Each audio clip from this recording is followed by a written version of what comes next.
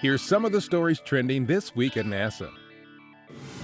At Kennedy Space Center, NASA Administrator Charlie Bolden, Kennedy Center Director Bob Cabana, and other officials invited the media to view pre-launch progress of the Orion spacecraft.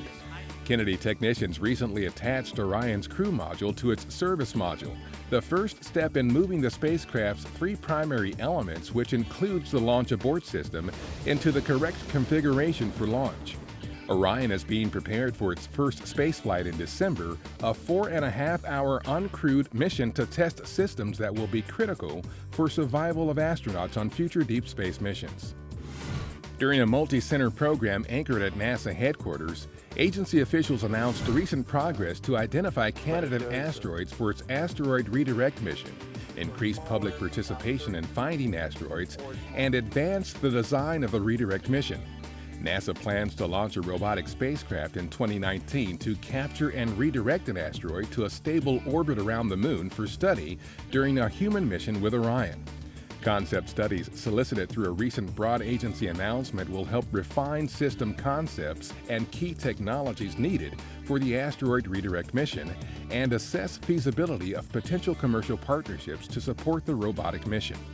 NASA is evaluating two concepts: the full capture of a small asteroid or retrieval of a boulder from a much larger one. While NASA plans to pick the specific target asteroid about a year before the redirect mission will launch, recent observations by NASA's Spitzer Space Telescope of asteroid 2011 MD show it could make a good candidate for the full capture concept. Meanwhile, boulders have been seen on all larger asteroids visited by spacecraft so far, which makes the boulder retrieval option viable too. These findings show astronomers are making progress in characterizing suitable candidate asteroids for the mission. The hunt for asteroids for the redirect mission is a component of NASA's effort to identify all near-Earth objects that pose a threat to humans, an effort the public and other entities are helping with through the agency's Asteroid Grand Challenge, which has resulted in more than 1,400 potential threats found. In recognition of the first anniversary of the Grand Challenge, NASA held a virtual workshop about new opportunities for public participation. Visit nasa.gov for details.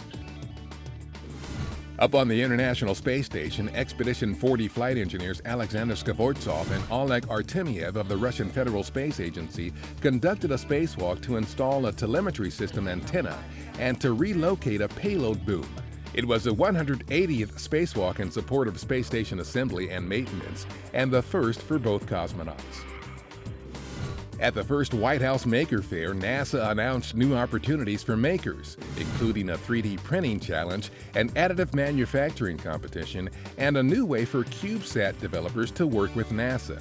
Inventing the future is a passion NASA shares with makers, working together to create the technology that drives exploration on Earth and in space. And that's what's up this week at NASA.